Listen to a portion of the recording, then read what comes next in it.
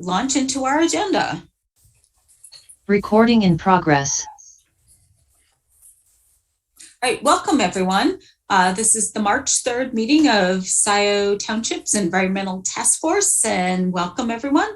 I just want to make sure, I think we've got a pretty core group of people here. So I'd like to move the adoption of the agenda. So moved. So moved. Any discussion on that? Is there support? Support. Okay, so I have a motion by Dana Doherty and support, was that Gerd? Charlie.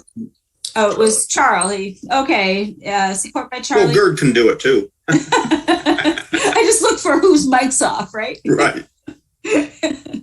All right. Any discussion? Okay, all those in favor, please say aye. Aye. Any opposed? All right, we're rolling.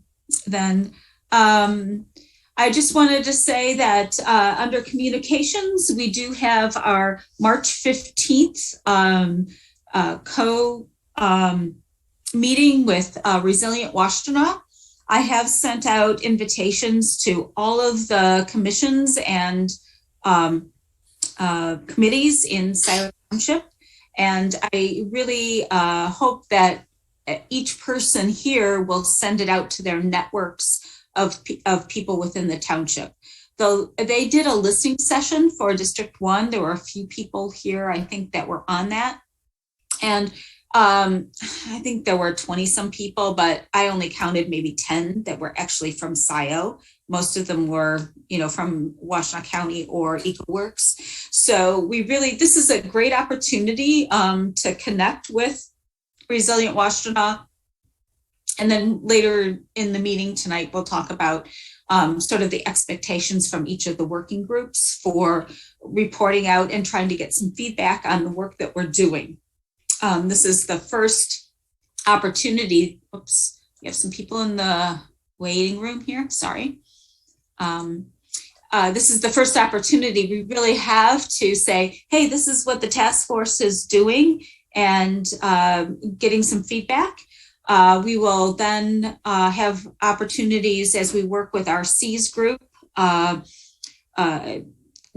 and through the summer to actually put together a community engagement plan. So looking forward to that, but this is a key, they have, especially that co-urban website. I encourage everyone to go to resilientwashtenaw.org and click on the map. You can call out issues, if there are flooding issues, other issues that you see environmentally. You can call out the good things. You can propose a vision for sustainable Scio, all those things. So it's a tool to try and get thanks. Thanks, Rob, for the IPCC website, the current report that's out. Basically, it's saying step on the gas, folks. We have a limited amount of time to make an impact.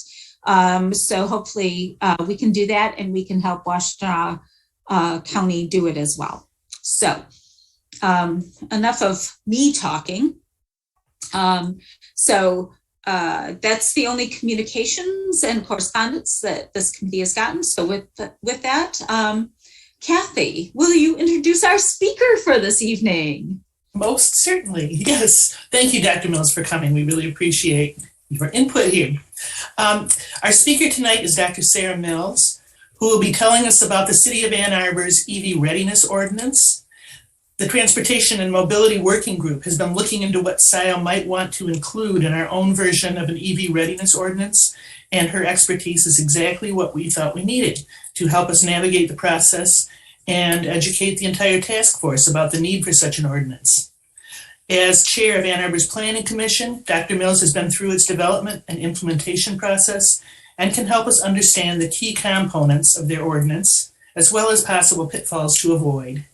As a respected researcher and teacher of renewable energy policy at U of M School for Environment and Sustainability, she's a recognized expert in this field, and we are honored to have her here tonight.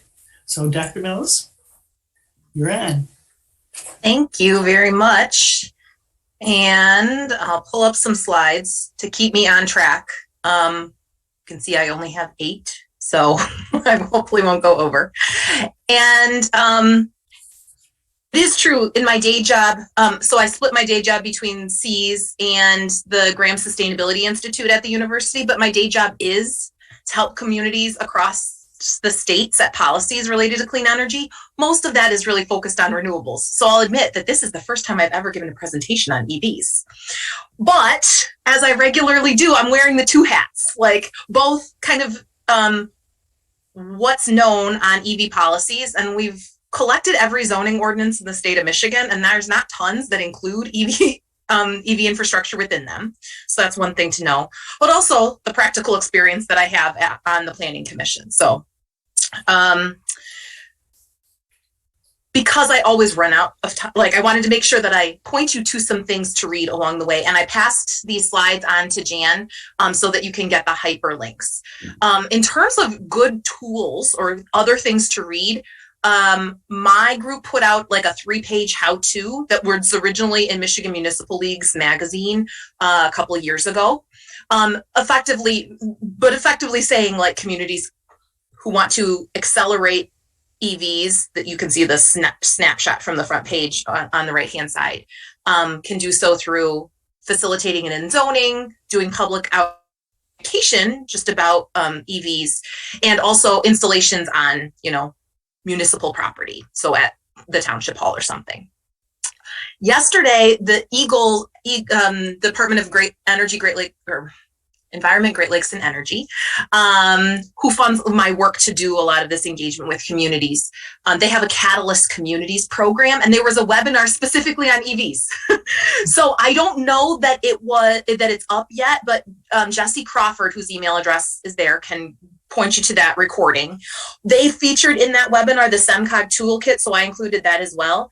And I would be remiss in saying that MSU Extension has some programming on EV ordinances. Brad Newman, he's got like 57 slides. So you get 8, like you're just a little taste. But those are other good resources of like who to go and talk to.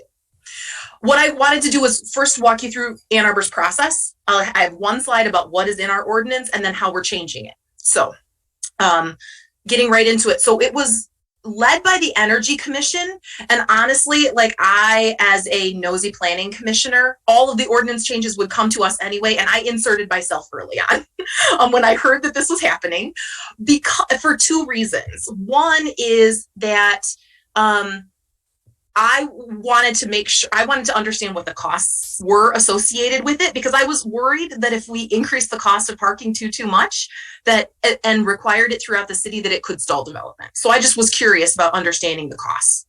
But also a couple of years prior to this process, which I think launched in 2020, the city for one of the parking garages downtown had a proposal that Planning Commission reviewed to expand and add EV infrastructure. Planning Commission asked staff why, not adding more spaces. And what city staff said was the electric grid can't handle it. Like the cost for increasing EV charging there would make it like we can't afford to pay for all those upgrades plus install the chargers. And I was like, if we heard this on Planning Commission, is it smart to require this citywide? So I inserted myself so that I had some understanding of kind of what was kind of the more the electrical and the cost side. And included in that DTE, I had them run some analysis at the table to help understand like what are costs for specific projects around the city's specific new developments, like what would it have been if the ordinance had been in place, what in terms of electrical upgrades and that kind of thing. And also to better understand kind of at a neighborhood, and what they effectively told us was for new projects, this is a drop in the bucket because they're already having to upgrade their infrastructure, and it's way cheaper to do it at the outset than having to retrofit it later on, which is one of the things that was driving the ordinance in the first place. But knowing that from the electrical perspective was helpful. They also confirmed that the reason that the parking garage upgrades were so expensive is because there's a small electrical service for a parking garage. And so when you're trying to add a whole bunch of EV infrastructure there, it's just a service that was not built for it. And again, it was a parking garage that, you know, wasn't anticipating this. So if it were a new development, it might not make as big of a deal. But for most developments, this isn't a huge cost. There were some concerns that at the neighborhood scale that some circuits wouldn't be able to handle it. And so from DTE's perspective, they really wanted to know what the city was doing so they could account for that. And they also had questions about like how quick people would be adopting electric vehicles. And so because they wanted to build that into their plans.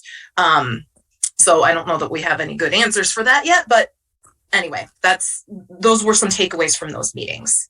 The EV ordinance in the city, I think it took about 6 months of kind of forming, ultimately passed city council in January of 2021. And in that time, there's been at least 4 requests to the Zoning Board of Appeals for variances, which is some indication that like, we didn't quite get it right. And it was a new ordinance. Like we did our best with looking what other places were doing, but we wanted to do something that was, you know, forward thinking. And that's one indication that that it needed some work. But a bigger thing is we're currently in the process of revisioning because, as you'll see in just a minute, we changed our rules on who approves site plans. And we're in the process of dropping parking minimums, which means that at the current state of time, no development in the city of Ann Arbor is required to follow the EV ordinance because the site plan changes have gone into effect. Anyway, I'll talk about that in just a minute. So what I often tell communities is like zoning is a living document and you should be updating it when it's not giving you what you want or you're seeing unintended consequences. And I'll say like, don't copy ours exactly as it is. So what our ordinance is, there's my cursor. Okay, so what the current ordinance as it stands says is that first of all projects that require the city council to approve a site plan would be subject to EV requirements. It's not just new construction that goes to, historically it hadn't just been new construction that goes to city council. There were a lot of things that city council had final approval on. As I alluded to, that's changed recently. And currently the only site plans that will go to city council are those that are for rezonings. So if a plan it doesn't require rezoning, then in most situations, then the planning commission has the final approval. So right now that trigger means that like very few things are subject to the EV ordinance. Currently, the EV ordinance has a multiplier that depends on use, and this is common in lots of ordinances. That multiplier is based on a parking minimum. So you can see here, and then the multiplier is spread across 3 different categories. So in a multifamily district or multifamily use, 65% of the required parking spaces need to be EV capable. So that's effectively having conduit run and like space on your electrical panel so that you can hook up EVs in the future, but there's no wire in that conduit. There's no charger. 25% need to be EV ready, which means there's a wire in the conduit and it's capped at the end. And then 10% for multifamily is EV installed. So EV installed is clearly like the most costly, the most there. There are different multipliers you can see for church or libraries, kind of collectively adding up to 35% of the spaces would have some amount of readiness, and retail space, just because people don't stay so long, would require 10% installed and 10% ready. What's changed is it you through and then do the questions at the end. Is that okay? This is effectively my last slide. Is that good, Jan? Okay. So So what's changed is that we're now having the trigger not be that site plan approval, but if it's new construction or reconstructed parking. So you're making a substantial change, then it's triggered. It is still like there would still be a multiplier, but it's not based on required parking, the minimum parking requirement, because we're in the process of doing away with minimum parking requirements in the city. So instead, it's if you build parking, you have to make it EV ready. So that was a substantive change from our perspective, because some people were building more parking than they needed to and not providing EV infrastructure for that. And we thought that was counter to our overall goals. If you're going to build parking, make it future proof. And now to simplify things, we're splitting it between two categories. We're likely to split it between two categories. And I should say these are pending. We have not made the changes, and I do not speak for the Planning Commission here. This is just to provide an insight into kind of what we're doing. But that ready seemed like a category that we could do away with, because capable, like the key thing to future proof is making sure that you've got the conduit there, so you don't have to dig up your parking lot to put the kind of conduit in place. The idea of having of paying for a cable that doesn't actually like get used seems an excessive expense. There's also the multipliers are in the process of being tweaked, and actually planning staff went back to the Energy Commission to ask for advice on that. And it's unclear kind of where they are. I haven't seen a draft of that, but I also have in here what we mean by EV, like by the different definitions that we have. EV installed means you actually have charger at the end. Like I said, we are getting rid of EV ready, and then yes, that's right. Getting rid of the one that has the conduit or the cable in it, and keeping just having the raceway or cable there. I'm going to stop sharing my screen so I can see you better, but I'm happy to come back to this. I did a pretty good job staying on time. I was asked 10 minutes. So. Are there questions? I know I kind of flew through that. Awesome. Thank you very much. Questions for Sarah? Sarah, I've got a couple questions for you. Sure. When you contacted DTE to do their analysis of their system, who did you go through? What department in DTE? Do you have a contact person or whatever? I can pull up they brought a bunch of people. So I feel like they had one person, and their names escape me because it's been COVID times, but I'm happy to follow up with their names. But it was from kind of across the departments. Like one was strategic planning, Marco Brazano, who subsequently moved into a new role at DTE. And then there was a guy who was the person who, if you want to build something in Ann Arbor, you go talk to, and he helps you figure out how big your transformer has to be. So it was, I was happy that they gave us the time and answered our questions. Appreciate it if you could share the contact. And then did they analyze that strictly for EV, or did you ask them to look at it for electrification? So they were looking at it just for the EV. They weren't looking for full electrification. That wasn't, they hadn't done that at the time. Okay. So what was happening, and this is where the day job and the planning commissioner role kind of come together, is I had been on conversations with the Michigan Public Service Commission asking for host capacity analysis maps so that communities could better understand where there were bottlenecks. I know that on the transmission side, that's been public, and my understanding is that the utilities are in the process of developing some of those. What the utilities told the Public Service Commission was, we wanted to see a use case, who's going to need this? This is a lot of work to do it, but who's going to use it? And I was like, this is an example of a city or a township that needs that information as they're setting policies. So, but there's been a process called the my power grid. I forget those names.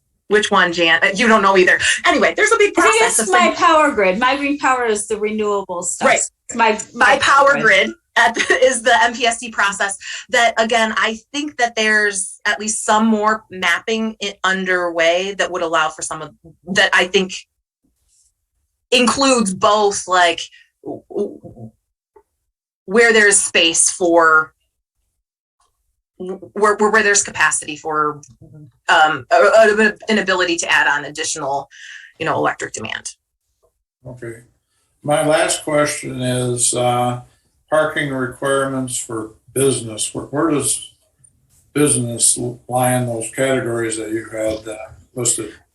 Well, so this is among, like, there is no one business.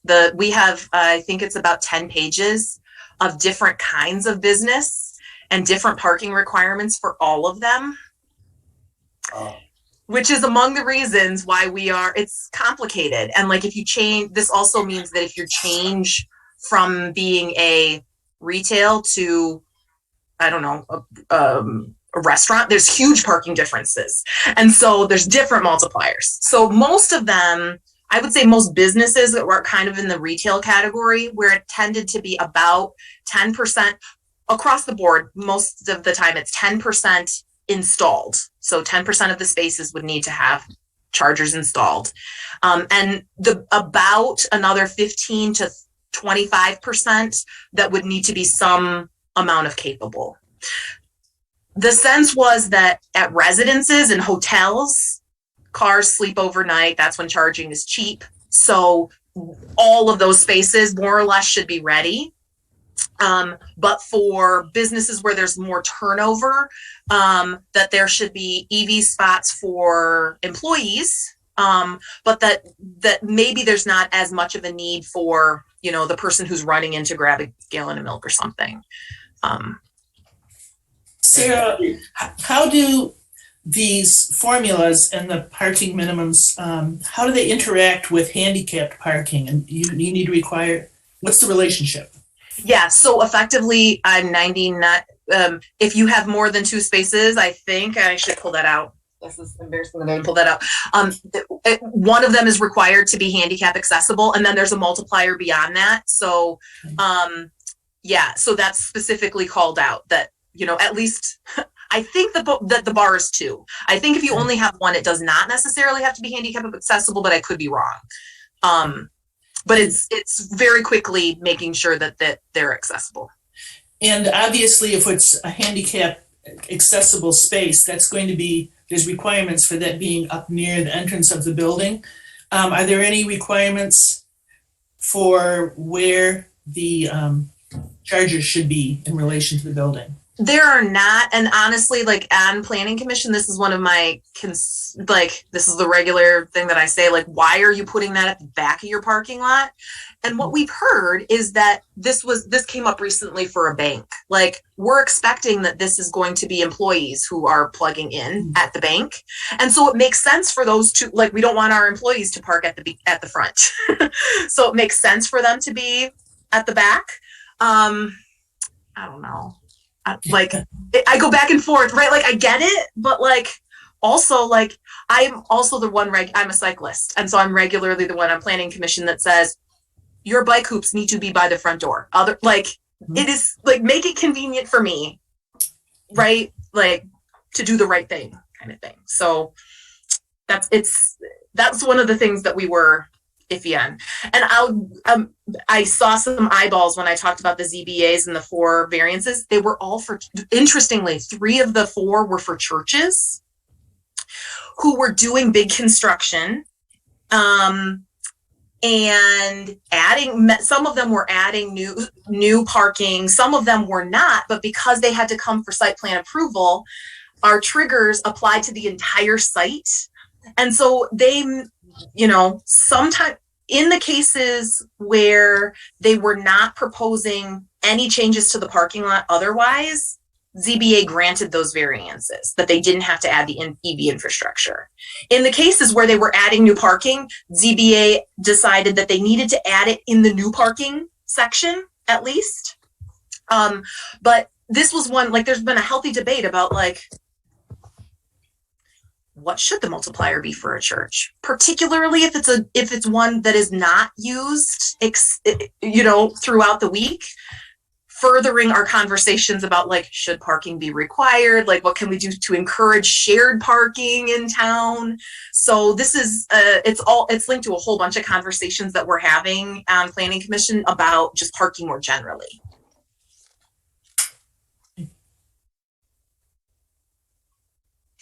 Sarah, I have a question about what to specifically ask DT for. If you wanted to better understand the grid readiness and capacity in Scio, what would the questions be that we need to ask them? Yeah. So they, so I can, you know what I'll do? I can dig up my emails to them and just forward them to you.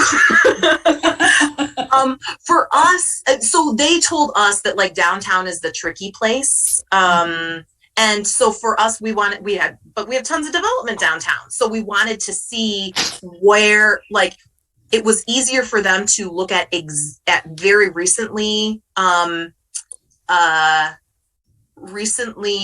done projects or ones that were in the process of being constructed, because they had the most recent information about like what the grid can effectively handle.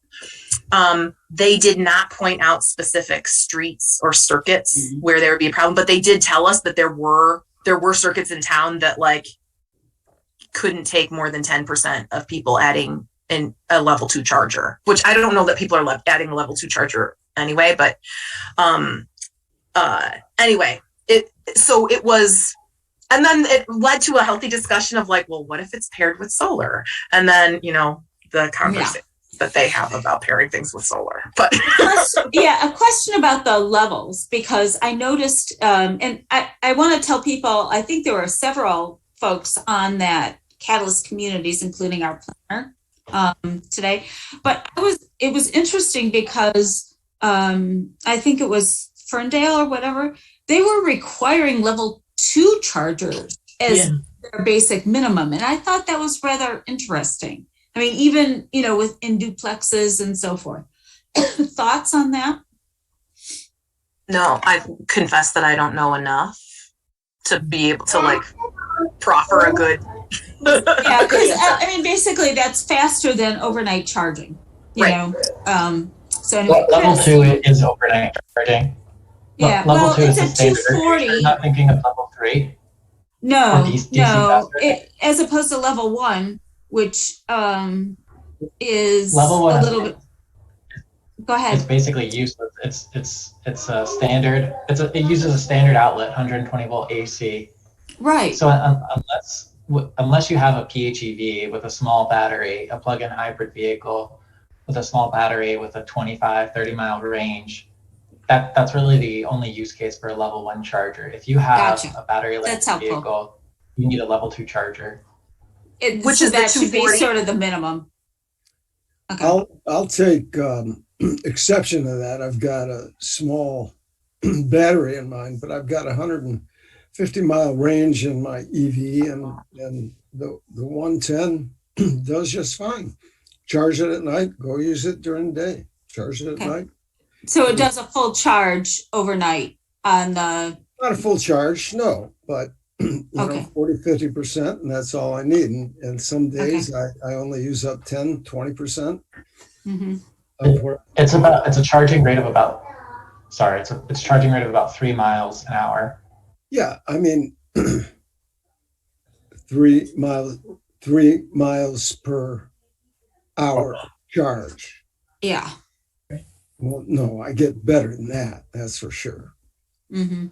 Because I can get a full charge. It might take 20 hours, but I can get 150 miles out of that in the summertime. Anyway, I'm just saying that I think, honestly, 110, the level 1 charger is adequate for a lot of plug-in hybrids and small battery EVs.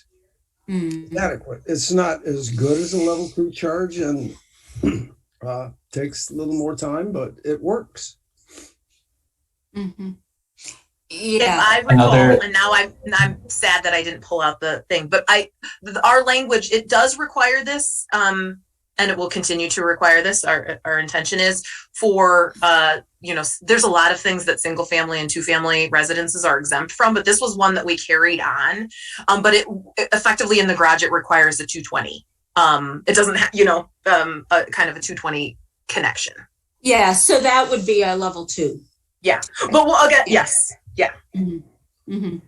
Okay, and that's what most of these communities were advocating for. But that it's an interesting kind of piece because, yeah.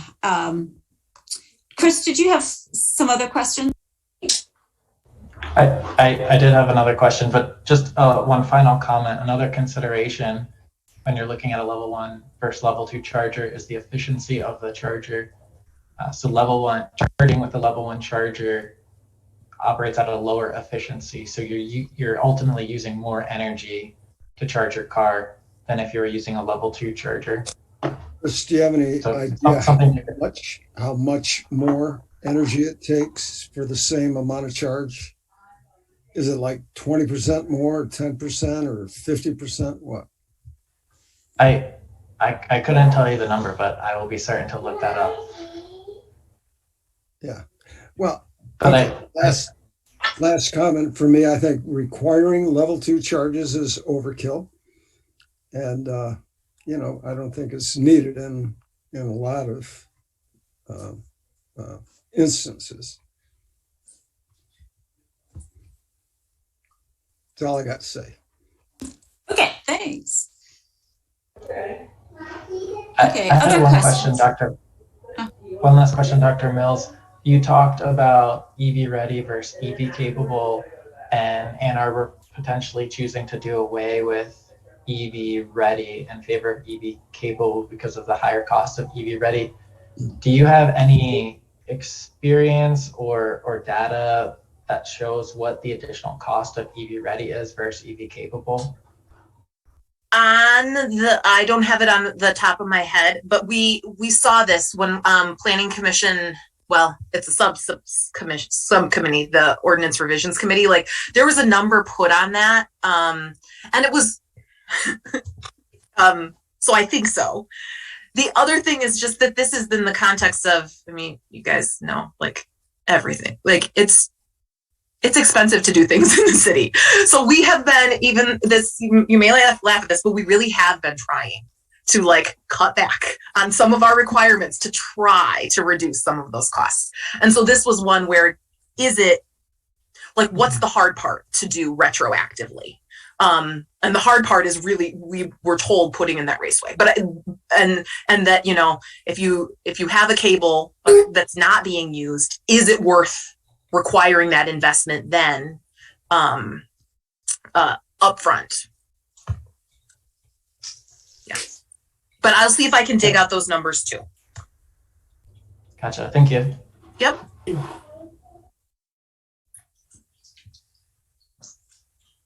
Any other questions? I don't think I put my number on the slide, but Jan knows where to find me. You can Google me. Even though there are multiple Sarah Mills on campus, like I'm the one who does this kind of stuff. And I will follow up with the DTE contacts that we had.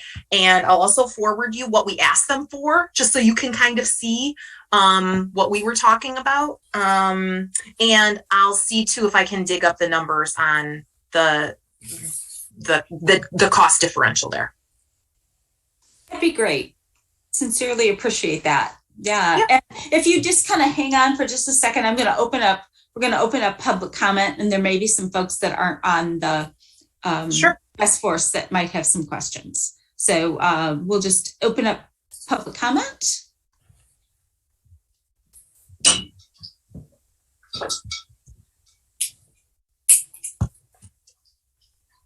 Okay, Chris just chatted that level 2 charging on average was 5.6% more efficient. And it'll be interesting to see how car batteries and all that sort of evolve, from that charging piece too. Okay, any public want to ask a question or make a comment? Pam? Yes, and my husband agrees with the 5 to 6%. We have a level 2 charging. My comment really is more of a beef at the car companies that I think it's good to be aware of. We have a hybrid Pacifica that I've had less than a year, and probably 4 months ago, the battery coolant heater failed. And so it never would allow me to run on electricity.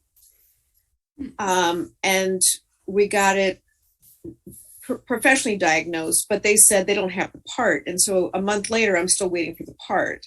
So I now have to get gas once a week instead of once every 2 months. And it's really frustrating.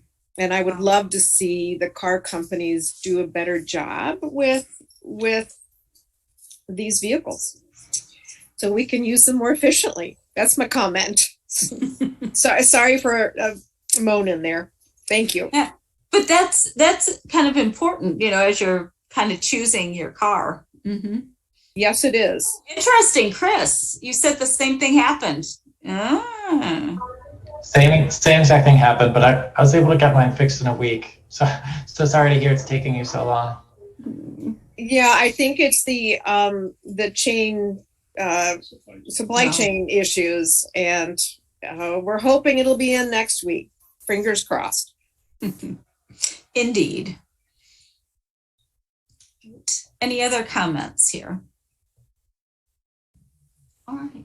Well, thank you, Sarah. And I know you have a zillion things to do, so we sincerely thank you for helping us as we navigate these things. Anytime. Yeah. And just so the task force knows, an EV ordinance is on the current list of ordinances that we're going to be working on this year for the Planning Commission. And our planner attended the Catalyst Communities thing, and he found that very interesting. So we're on our way. So you'll probably be hearing from us, Sarah. Thank you. Thanks. All right. So we're going to move right along, and we have 3 groups. We were kind of honing in on kind of where the groups are with their recommendations and kind of their thinking. And so there are 3 groups that still need to report out, and that's transportation, mobility, the natural ecosystems, and the climate resilience, emergency preparedness. So if one of those groups is ready this evening. Ready to go. All right. Yeah. Let's go. I can share my screen, Kathy. Okay, that would be great. Okay, now we have quite a bit here, so we want to just we'll outline it, move through it, and if you'd like to go back to any part, let us know. So when we looked at Jan's January draft of the framework, the example format for the work group reporting began with why your area is important. So after just kind of making a parallel goal to the overall committee's goal, we went into why transportation and mobility are important. And we found some data about 29% of greenhouse gas emissions, for example, more than half attributed to passenger cars, medium and heavy duty trucks, and light duty trucks. Emissions include toxic chemicals also, creating air pollution and community health concerns. Then we noted that alternative forms of mobility can replace some of our current reliance on internal combustion engines. We talked about switching to electric vehicles and plug-in hybrid electrics, walking, bicycling, public transit, connecting with larger transit systems. And then we went through the example format and moved into considerations for the lenses through which we agreed to look at our proposed solutions. So we went through social equity, I think we hit all of them. Social equity, health and wellness, economic development and viability, circular economy, community outreach, and education. So we have a little bit of justification for each of those things and an explanation of how we impact that. The next part of the example format included goals, recommendations, and strategies, and my understanding was that's kind of what we wanted to look at tonight more. We set up one overarching goal, that is to reduce carbon emissions produced by transportation in Scio Township. There are two sub-goals. The first is right down underneath, increase the number of Scio Township residents, businesses, and organizations that own and operate battery electric vehicles and plug-in hybrid electric vehicles. We justify that. We list a number of strategies. I should also just mention now, so that you know, the second goal is to reduce the number of miles driven by Scio residents in personal vehicles. So that's getting people off into the walking and biking and transit. So those are the two goals. We have a number of strategies and some specific actions listed under each. In particular, we have number one strategy under number one goal is EV infrastructure ordinance, which is why we wanted to speak to Dr. Mills tonight. You can see that there's a link here to report for Transportation Working Group 12/15/21. That takes us to a lengthy thing we put together a month or two ago. And this is, you can kind of see where we are on what we want to do with what we're proposing for such an ordinance. I was able, if you noticed, she mentioned, Dr. Mills mentioned Brad Newman and MSU Extension. I was able to take that class. So most of this is based primarily on that and on a couple of major documents that are out there on the Department of Energy site and so on. And Kathy, you researched what other municipalities across the country have done for creating similar ordinances. Right. That has also gone into this document. Yeah. Wow. So we have, we kind of have examples of each and like conservative examples and more liberal examples and so on. Anyway, we've gone through all of that. And then a lot of strategies having to do with educating the public about all of this kind of thing. Number 3 through 6 has to do with publicizing available programs to make the cost of investment in EV technology lower. So grants, all of that sort of thing, rebates. More education items. And then we get to C. What is this? C is what? Strategy of fleet electrification, which would be part of that whole electrifying thing. And then we get into the goal of reducing the number of miles driven by Scio residents in personal vehicles. We wanted to work with TAP. We understand TAP is already on this, but we really feel that we need to be in close contact with them and working in tandem with them, supplement existing strategies to advocate for a network of safe, attractive, well-maintained, multi-use pathways throughout the township for both recreational and general transportation. And also safe, accessible, and comprehensive public transit system within Scio Township that connects well with neighboring transit systems. Education about those, getting the information out so it's easy for people to use things and connect between sections of a ride and so on. And then at the end of this whole thing, we have a list of resources that we've either already used with links that we've either already used or are going to take a look at before we make final decisions on things. So I did have that SEMCOG hub there as well as, So questions, or Chris, did you want to say anything? I just kind of went through it super fast because we have limited time. No, you did a great job covering it. Awesome. You've done it. I'm really impressed with all of everything that you've pulled together. A question on your goals. Should we add a goal specifically around township operations that would include fleets? I'm thinking about, all the electrification of equipment and things like that? Do we want to Yeah, that was in there. Let's see. part of a goal too? That's part of the electric. So I think that's covered in the fleet electrification. Establish a plan to electrify South There we go. Township's There you go. vehicle fleet. Gotcha. I don't know if it's outside of our scope to expand that, not just to vehicles, but to any equipment that uses engines. Yeah, things like I would lawnmowers. just, yeah, you can, it's a crossover kind of scope.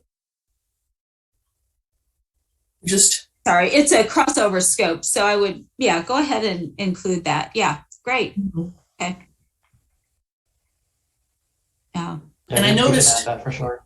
I noticed also on the that thing we went to yesterday, Canton said they had an ongoing continuing education for their staff on how to care for and operate the electric equipment, which I thought was interesting. So that might be something we could consider getting somewhere. Yeah, yeah. And the thing is, if the township kind of moves forward with this, then you can share it. I would add some sort of collaboration with the DDA. They can fund capital improvements, and there might be, they've been doing the bus shelters on Jackson Road, and there may be some, they're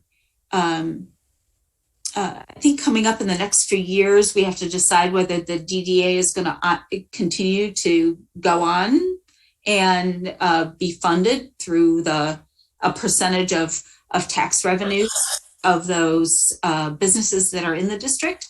But certainly EV charging and some of the readiness stuff could be things that they can implement within that district, because those are capital improvements. You might want to put, something around collaborating with the DDA, because that is one of our major business districts. That could possibly be, to go along with some of those grants and things that come available from the state and so on. Okay. Jackie. Thanks. I just had a sort of broad philosophical question thinking about equity, which is something my Gen Z son raised to me, and I didn't have a good response. So I'm lobbing it to you. My son is a serious biker, and he looks at all this huge investment in EV infrastructure as, well, that's all very well and good, but if we would invest even a fraction of what we do in EV infrastructure into making biking safer, or tax rebates for people who don't use the infrastructure, maybe that would be more fair. So I guess thinking about, is there a way that we can really look at, are we spending our resources equitably in terms of promoting non-motorized transportation and providing adequate incentives for that? And again, this is just huge broad brush. I think you guys did a phenomenal job putting it together. It's just something that I'm struggling with philosophically. So I'd love to be enlightened if you all had some discussions about that. Yeah, I do know that Ann Arbor had as one of their goals is to get actual people in cars of any kind down 50%, I think. And the two ways of doing that are, they're trying to get people to ride their bikes or to walk or to take public transit. And that's to be 50% of it at some point. And then the people in the cars, as many of them as possible, using electric vehicles.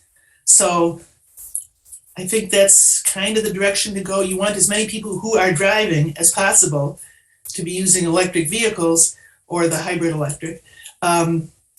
But at the same time, we want to get a lot of people biking.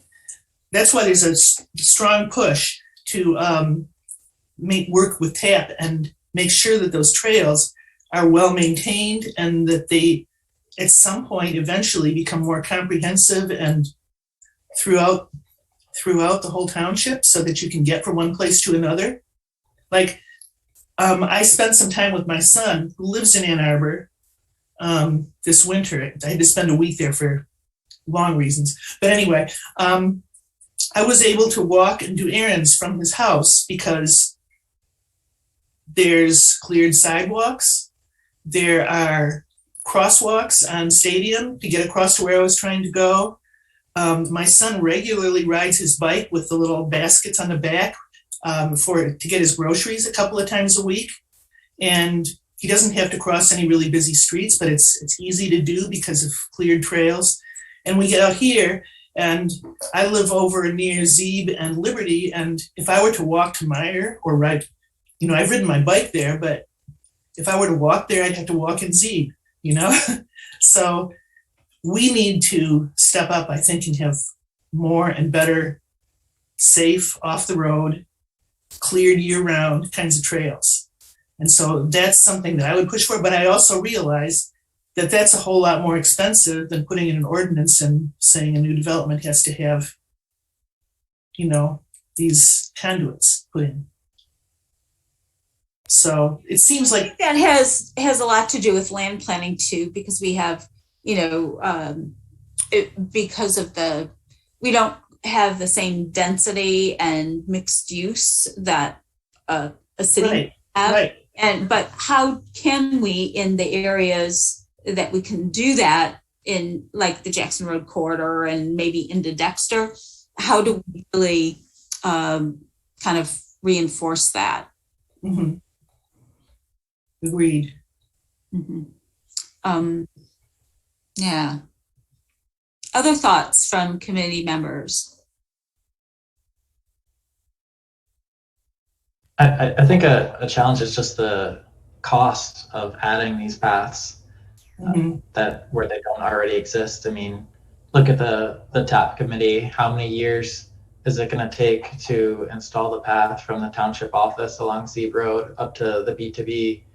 I mean, I believe that's costing millions of dollars at the end of the day, and that's why it needs to be done in all these different phases. So while I love riding my bike and using these paths and would love for them to be ever across the township, I think the reality is there is a tremendous cost to them. Mm-hmm.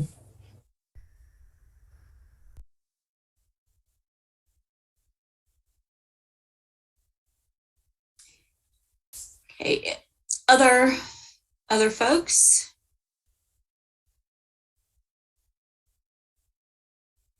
All right. Then we'll move on. Do either Natural Ecosystems or the Emergency Preparedness Group want to present? Sure. I'm game. All right, go Celeste. I know Tim is here, so I'll start out because now, Tim, you'll have to follow me, okay? Are you ready?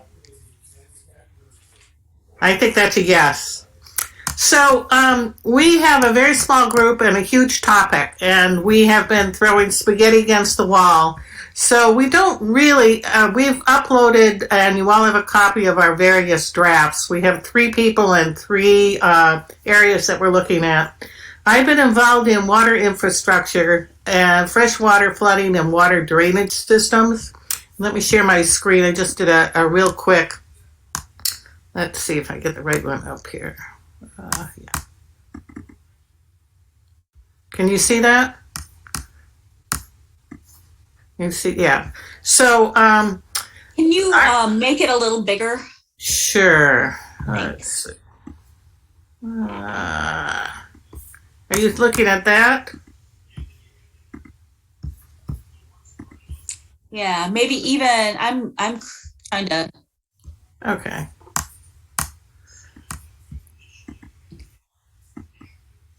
There, got it? Got it. That's better.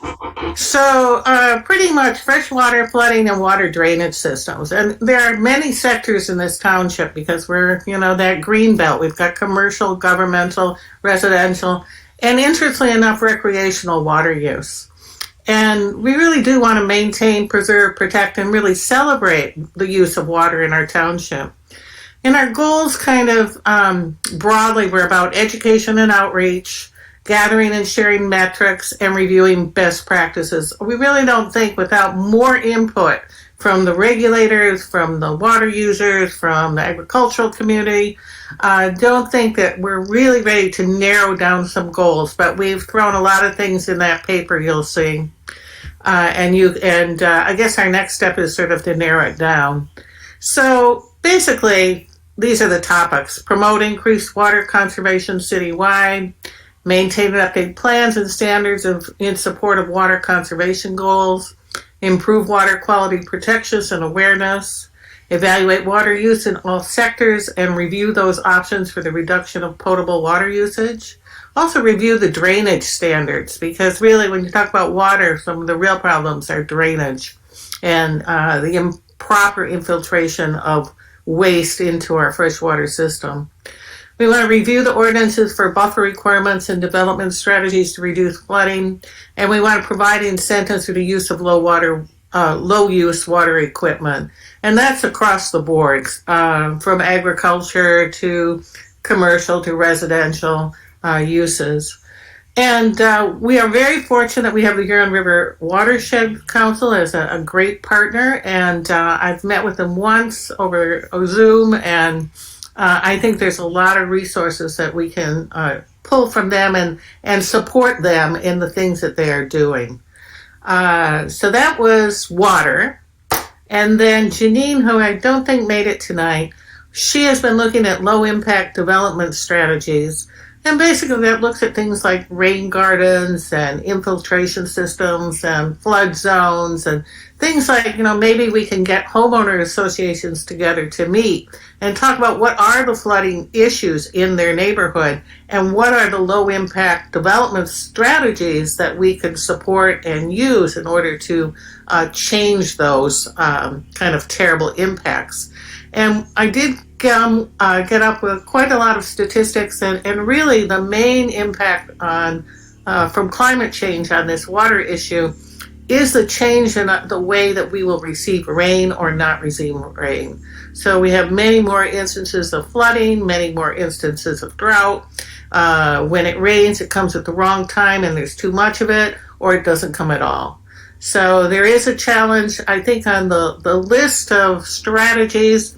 Scio Township is really doing pretty well with their water usage. So I think one of the things I hope that we'll do in our evaluation process is kind of begin to stagger these. We know the township can't do everything.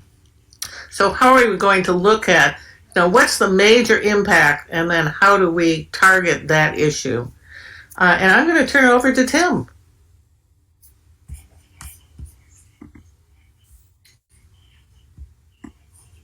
Maybe not. So Tim has been engaged in looking at agriculture and the use of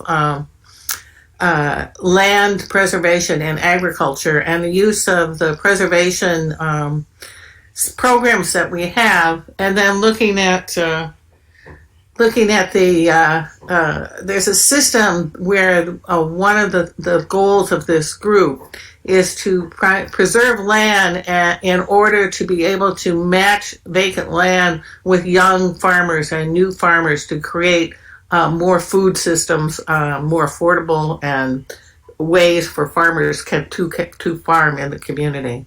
So if he comes back on, he can fill us more on this. But you all, or many of you, heard the talk the other day by I'm blanking, Jan. From the Land Preservation Council.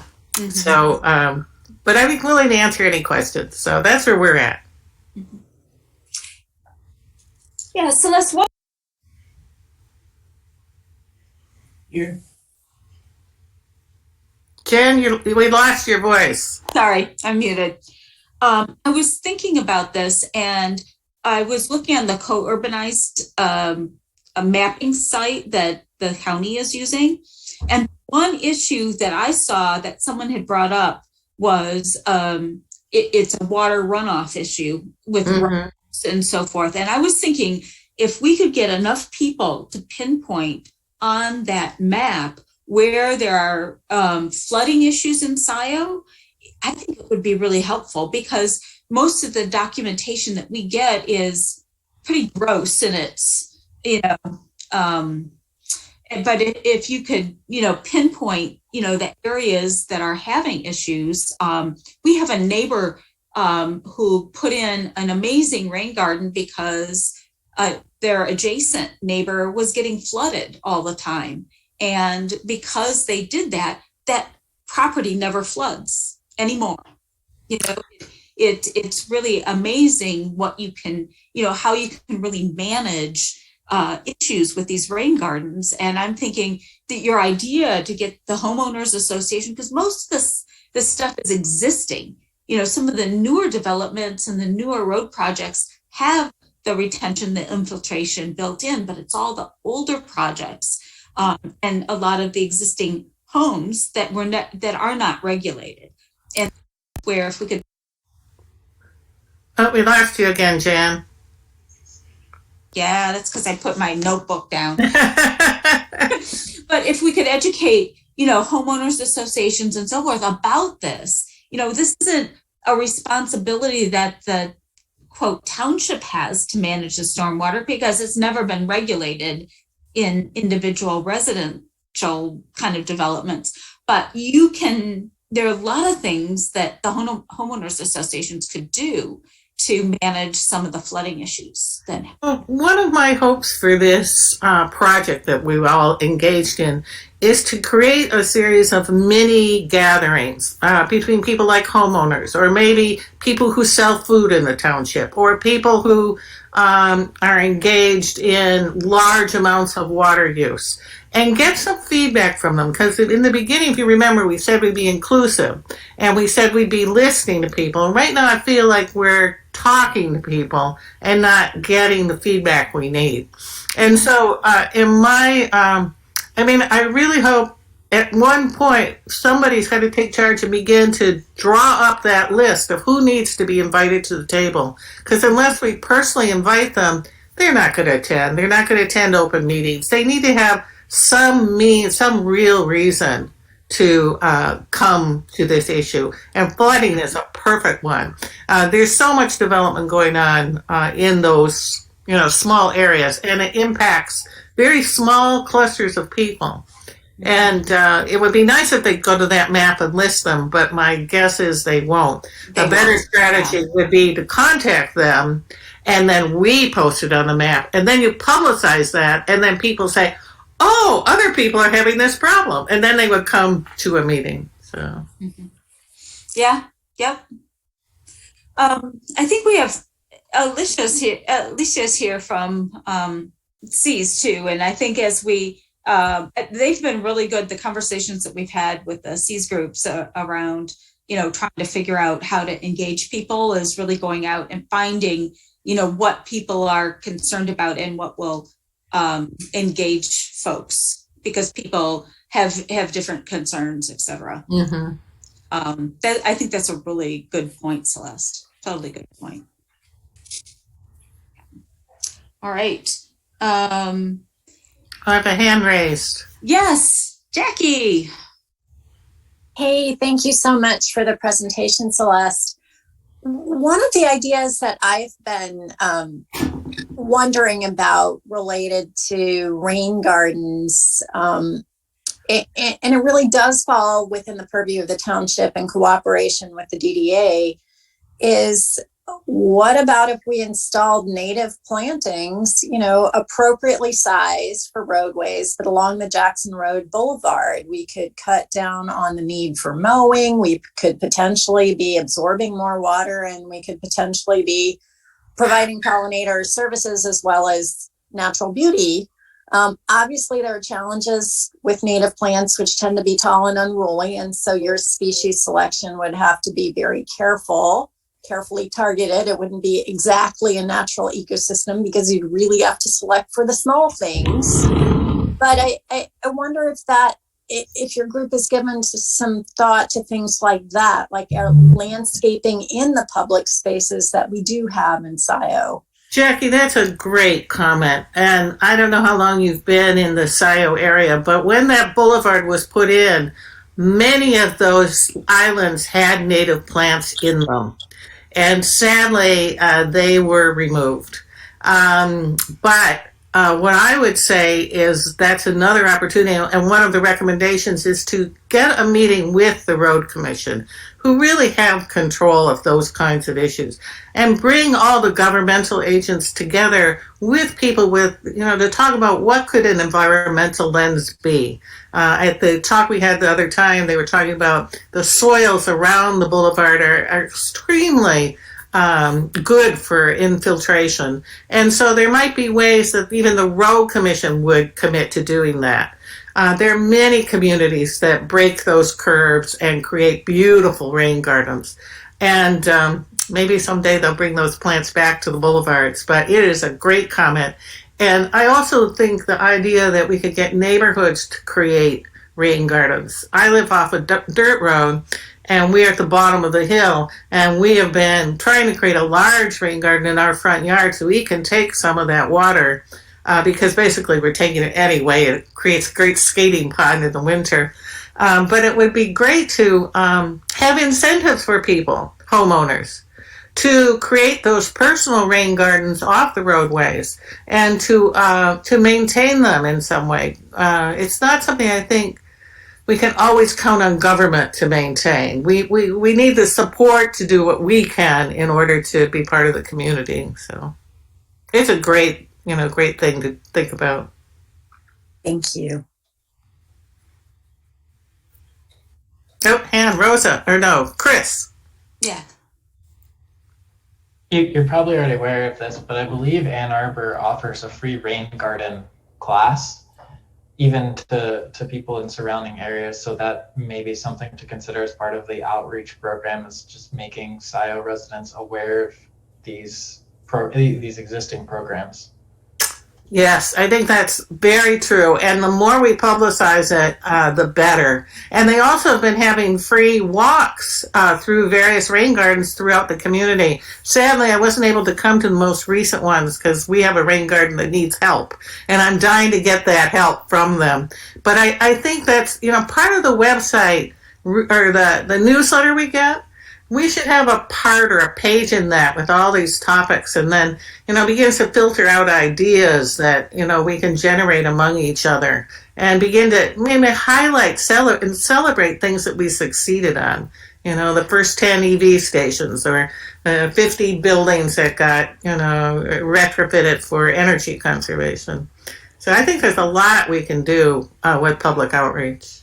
And then Kathy had something. Yeah, Celeste, I think it's really great to go with rain gardens and with the native plantings.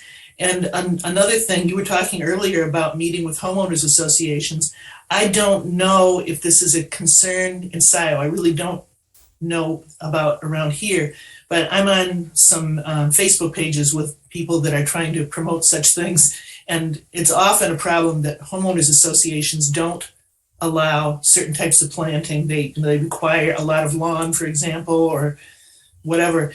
And that would be another reason to meet with homeowners associations and just show them how this can be done and maybe see some examples of attractively done rain We can gardens. lead that horse to water, can't we? Yeah. I feel the same about farmers. I mean, I think we tend to forget agriculture in this particular group, there is such a need to work with the agricultural community. A lot of the development has really broken and changed the drainage system that was put in the 40s and 50s. And those broken drains have created lots of problems throughout the township. And then there's also problems with the kind of agricultural waste and agricultural use of water. So how do we help with that? And how do we help, with these big flood instances? Is there ways that we can, provide that kind of support and partner with people so they can help us understand how to meet those challenges? Because we want to preserve our agriculture, and yet I'm not sure that we have all of the tools we need to make it work properly. But the good news on the land preservation is we had a great talk, and I think that we have a lot of land preservation goals that we're going to meet. We're going to meet that 30% goal, and looking at the social equity issues of trying to encourage young farmers. There's a whole movement to encourage African American farmers or people of color. So there are a lot of issues with water that go across all of the areas, not just for residents and homeowners associations. Yeah. Well, thank you. We're at the point where we need to kind of move to our next agenda item. So we'll save the emergency. I know, Gerd, you guys have been having some trouble meeting and so forth. And I don't know where you are. Are you have you gotten a ways along or need some assistance? Well, it's basically it's down to Andy and me, and we didn't get a meeting in this week. We were going to, but we were both swamped. And I've been traveling a lot this month, and it sounds like he's been doing a lot of stuff. But basically, we got the bones in. I would say we're probably about 90% on the emergency preparedness stuff, mostly because there's not a lot for us to do. It sounds like the county and state have already got most of that stuff covered. And if we tried to do anything, we'd just be repeating everything that's already been done. So we're focusing in on the resiliency, and I would say we're probably 70% of the way there. Okay. All right. So we'll just, you'll be kind of reporting out in April then, and we look forward to that. Great. Okay. Yeah, that'd be good. I want to move on. I want to just briefly go through. I'm going to be meeting with the county to kind of do the final planning for the March 15th meeting. And it's sort of shared in that they're going to do a little bit about, what they're doing and their plans.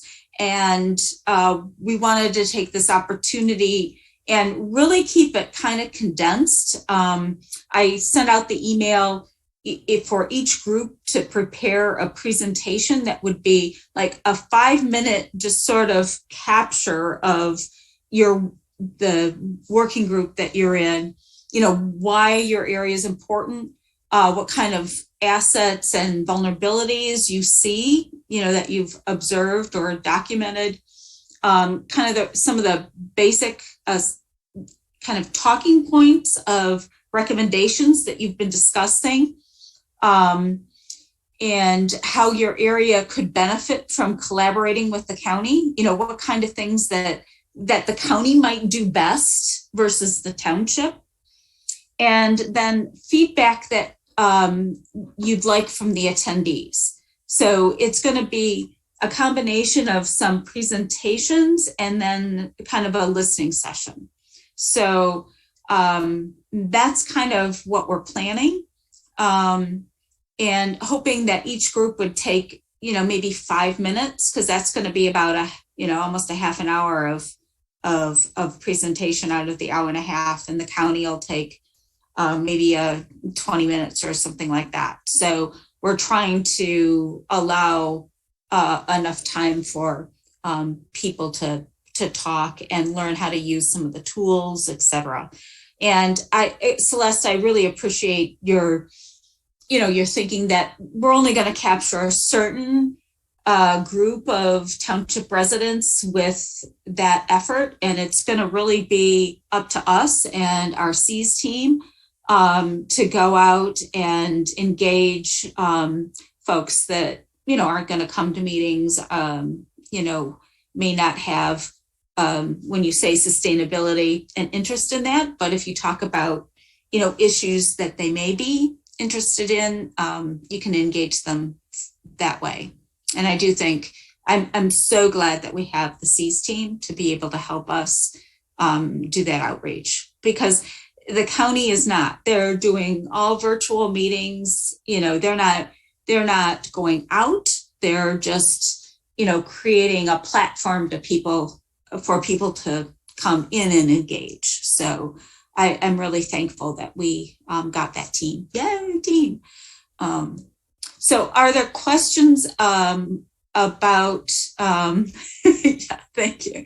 Are there questions about that March 15th meeting? And just a reminder, you have to go in and register, and then you get the Zoom link to join.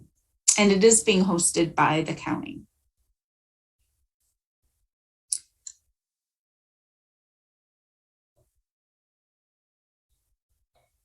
Okay, and if you're thinking about it and have some suggestions for the agenda, I'm going to be meeting with them. And I think, Jackie, I don't know if you're available, but it's going to be on the 8th. I think we're going to meet and kind of finalize the agenda. So, okay. I would ask everyone here to, you have, you all have networks. You have neighbors, you have, other commissions or committees that you're on. We really need to get the word out, because I was, the last time I think we had 10 folks from Scio on this. And this is the beginning, and every person that we can engage now also has a network. So that's the way we're going to continue to broaden the reach and the engagement with our township. So I'm counting on all of you to help do that outreach. All right. Any other questions? I'm hoping everybody here will be registered, right? And let me know who from your group, and it's fine. It's 5 minutes if you want to split it up between 2 people to do the presentation. It's helpful if you can do a little bit of PowerPoint, because sometimes, a picture tells 1,000 words. So think about, kind of think about that presentation, and especially the feedback that you want from folks. Make it more of a question, answer, a dialogue kind of thing, if you can. All right. So with that, I'll open it up again for public comment.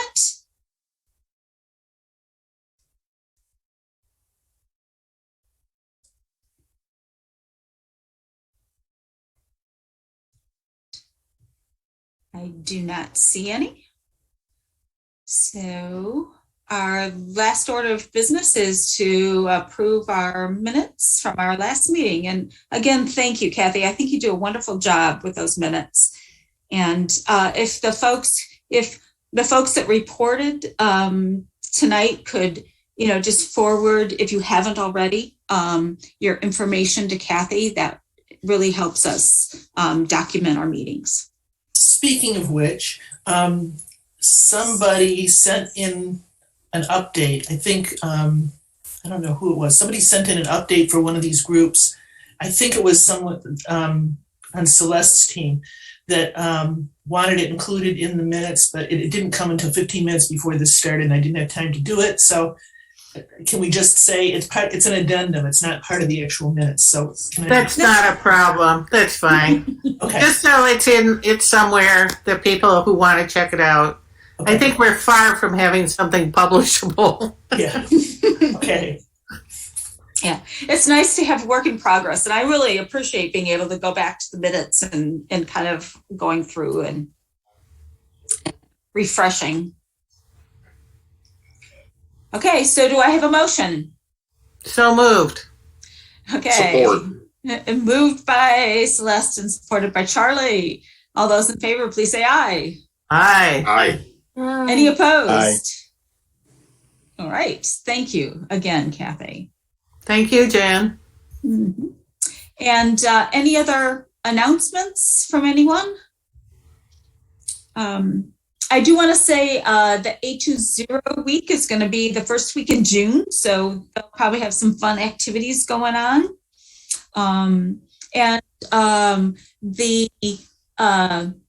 820 is also going to do a special seminar on the new IPCC kind of report.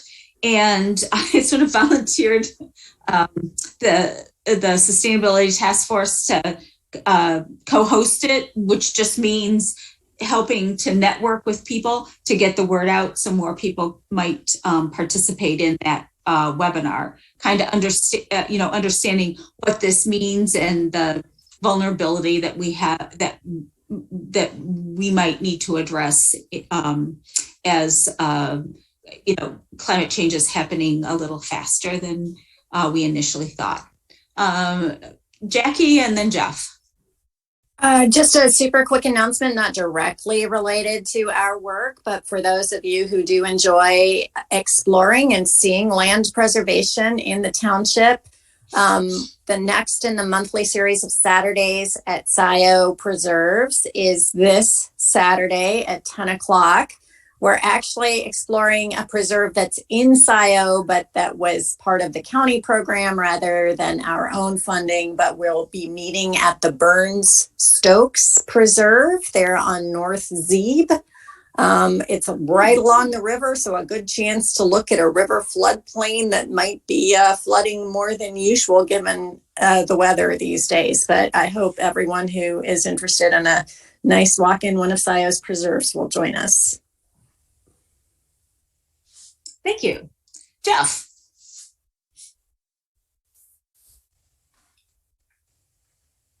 You're still muted. How's that? Okay. Speaking of the first week of June, the annual Dexter Ann Arbor Run is June the 5th. And I will be on the waste management team again this year. We will be continuing our pursuit of zero waste at that event. And that race could always use volunteers. So if you would like to volunteer for our green team or know somebody who would, please sign up now. Thank you. All right. Thank you very much. All right. Anything else? Great. Well, I hope groups will meet between now and the 15th to plan their presentation. If you do have any thoughts, just email me. And if not, we will see you on the 15th and look forward to our emergency preparedness resilience report in April. And we'll probably connect also with our C students and we're looking forward to, that, engagement piece. I think will be really interesting to, even from a planning commission standpoint, I don't think we got really good community engagement in our master planning process. So looking forward to seeing what it really means to, engage the Scio community. So great expectations for this group. And I hope with the support of this committee and, the public that we have that are continually engaging with all of what's going on in Scio, I think we have a great potential. And I really thank everyone for the time that you're putting into this committee and knowing that sometimes it's slow going, but I'm really impressed by the research and the breadth of knowledge that everyone brings. So thank you. And hey, it's going to be 60 on Saturday. What a day for a walk in the preserve. So take care, everyone. Good night. Good night. Good night. Thank you. Good night. Bye, everyone. Good night. Thank you. Good night. Good night.